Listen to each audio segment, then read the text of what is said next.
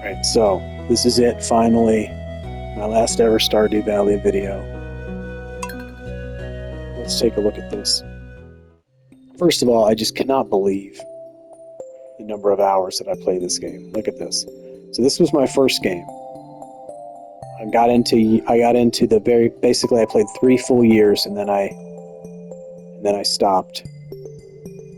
And I had $2 million, which I thought was a lot of money. It took me 56 hours. And then I played a second game, the goal of which was to try to do more and be more efficient and get more stuff done than I did in the first game. And I did that successfully, but I blew way past it and I just kept on playing and playing and playing and playing. And I put in almost 81 hours, which is insane. So let's take a look. The purpose of this second playthrough turned out to just be pure greed. I just wanted to get as much money as I possibly could. And I kept, there were a lot of times where I thought I would stop. I thought I had met the goal, but I just kept pushing on and on and on. And eventually I got the goal that I was going to try to get 99999 like money all the way across. But what happened was I realized at some point that it was going to take a little bit too long to do that. So basically I built up what I feel is like the most extensive wine farm that a person can possibly have. And here's what we've got. We've got the starfruit inside so that it can go year round. And then we've got the keggeries here. And there's a grand total of 12 keggeries, and you can see each one of these has this many kegs. So each one is like full to the brim with kegs. And we've got 12 of those. And then we've got an absolutely monstrous field full of nothing but plants so that we can grow the most lucrative plants and make wine out of them. And the most lucrative plants, so far as I can tell, that you can grow outside are, well, there's ancient fruit, but I never got into ancient fruit on this playthrough. So it's starfruit is the big one in the summer. And then pumpkins in the fall, which are not as good as starfruit. They're only about a quarter as good. But that's still the best you can do in the fall. And then in the spring, there's rhubarb, which is also not as good as starfruit, but is the best you can do in the spring. And so for a couple of years, I've just been growing pumpkins, starfruits, rhubarbs, and a couple other things in case I run out of those things. Like I made a bunch of cranberries just in case I ran out of the big ones, and I could sell the cranberry wine, which is not very expensive, not very lucrative, but just to have something. And so I had my first massive starfruit summer where I had all of this operation running. That was here in year 4. It basically took me year 4 summer to get the fully functional starfruit operation, defined as all 12 keggeries running and this entire field here, which in a moment I'm going to walk up and down and show you how massive this field is. But it's basically everything. It's everything that's not the keggeries up there. Everything below is just all field, 100% field. And I had all of it with starfruit. And so I was hoping that one massive summer with starfruit would be enough to get me to 9999. But it turns out that it wasn't. In fact, it was only enough to get me to about what you see up there, 42. And although I could go through another couple seasons selling pumpkin juice and rhubarb and cranberry juice. That's all kind of small money actually compared to Starfruit. If I waited and did a whole nother year, sorry, if I did a whole nother year, if I did all of year 5, finished year 4 and did an entire year 5, maybe I would get to 9999, but I'm not sure. And to be honest, I'm just really bored. I mean, it was a little bit, it was very interesting, to be honest. It was 80 hours interesting building this place up. Because I constantly had little goals, you know, I was constantly expanding. A few more kegs, a few more sprinklers, and all the stuff that went into making kegs and sprinklers. So much wood, so many quartz, so many gold, copper, and iron bars. Tons and tons, so many trips to the mine, so many nights standing in front of the furnaces, smelting everything.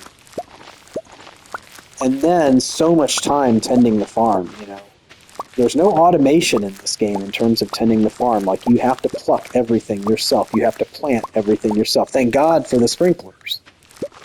If you had to water everything yourself, I don't think I could do it. But trying to get the largest possible farm growing the maximum plants at all times is a lot of work, especially when it's planting time. Okay, so let's walk up and down. So these are all pumpkins. You can see just every inch, almost every inch of this land is covered in pumpkins. And in the summertime, it was covered in starfruit. And I made so many starfruits and sold so many of them. But it didn't give me the 9999. So here's the thing that I do every day. First, I stop at the keggery for this day, which is Friday. So that's here. It's this one and it's the one behind it. Those are the ones for Friday. And I take my, not seeds, I take my live fruit, put them in the kegs, and take the other fruit out. So take the wine out. So in this case, it's pumpkin juice. I've already sold all my star fruit that I made in the summer. Basically, with this many kegs, I don't have enough fruit for this many kegs. So I burned through everything that I grew. I burned through everything that I grow quickly. Like right now, I have a small surplus of pumpkins, but it won't last. I have some cranberries that are sort of a backup. I'm told that there's like another place in the game you can go and get more farmland, but I just, unless this game gives you some options for automating the actual work of, you know, laying down fertilizer, cutting, plucking the pumpkins, plucking the fruit, replanting, watering, all that stuff. Well, there is one. But unless it gives you some options for that, I just can't, you know, it's enough work just to do the main farm. Having more farmland to do all this work on, I just don't want to do that. And I never learned of any kind of good multipliers that I could get to sort of multiply any of this stuff. So I kind of feel like I've come as far as I can go in terms of creating a super duper winery. This is it. This is a super duper, I think, as it's going to get, at least for me. So you can see on this day I made 274 bottles of pumpkin wine, and I'll sell that. I have 441 excess pumpkins, and tomorrow all of these top ones here will turn into pumpkins, and then I can make more of that. One very good tip that I learned is that when spring turns to summer and when summer turns to fall, you should end the season with your land. You want to have plants growing in the land, even though they're all going to rot. they're all going to rot. But it's better to have them in there and have them rot than to have nothing. Because if they're in there and they rot, the soil will still be watered soil. So all you have to do is cut down the rotting crop, and then you can immediately lay down seeds and fertilizer and have it count as watered. But if you don't have a rotting crop, then you have to toil it. You have to use the hoe on it. That's the thing. That's really my point. If the rotting crop makes it so that you don't have to use the hoe, because you don't want to use the hoe, because using the hoe means you have to re-water it. So the point is, you can get growth on day one if you have rotting crops. But if you don't have rotting crops, you don't get any growth on day one. You have to wait until day two, unless you water them all yourself manually. But this is too much to water. All right, now the one thing why I waited to this day to make my last video is because I've got wine here that's ready to go. And I'm going to grab some Starfruit wine out of the refrigerator. I've been saving this for the day that these were done so that I could put this in there and basically swap it out for things.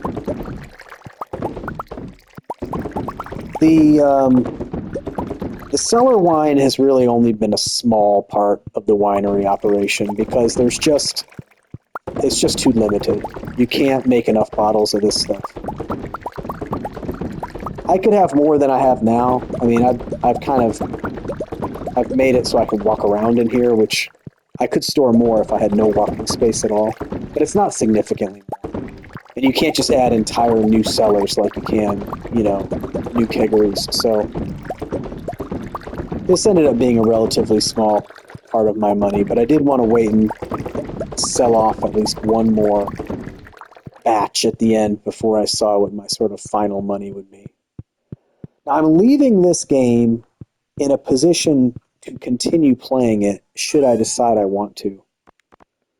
Although, frankly, I hope I don't want to because, again, I repeat stronger than ever my original belief that this game is a waste of time. It is there's something about it that's really, at least for me, like, it hooks me, I have felt a strong addiction to this game for 100 and whatever, 30 hours now.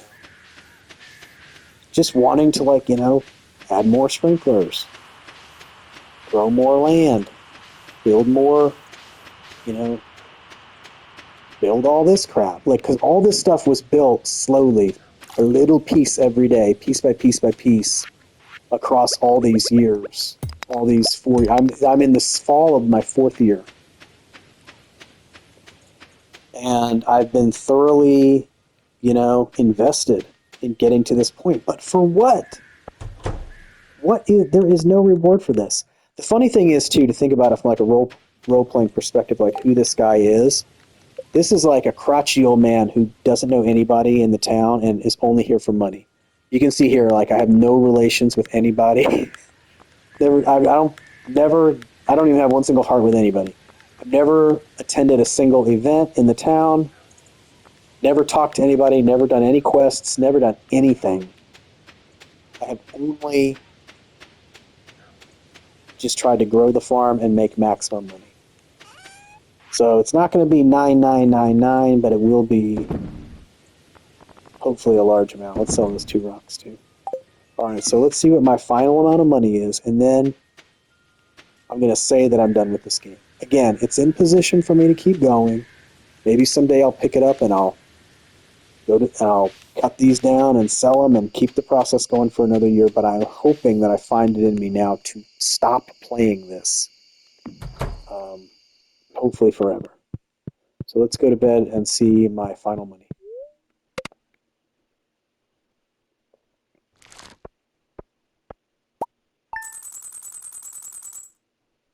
So even with the wine, even with the aged wine, it's barely more than I was getting with a full 270 bottles of unaged starfruit. I was getting 800,000 every day from the star fruit while it lasted.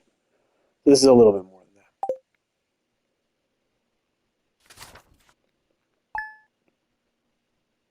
that. Total money, 43,814,930. All right, pretty great. Not a nice round number to end with, but it's the number that I'm going to end with.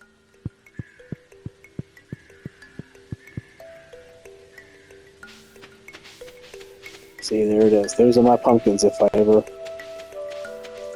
find it in me to come back and do this. All right, that's it. End of Stardew Valley. Next video, I'm going to be playing a new game, I hope.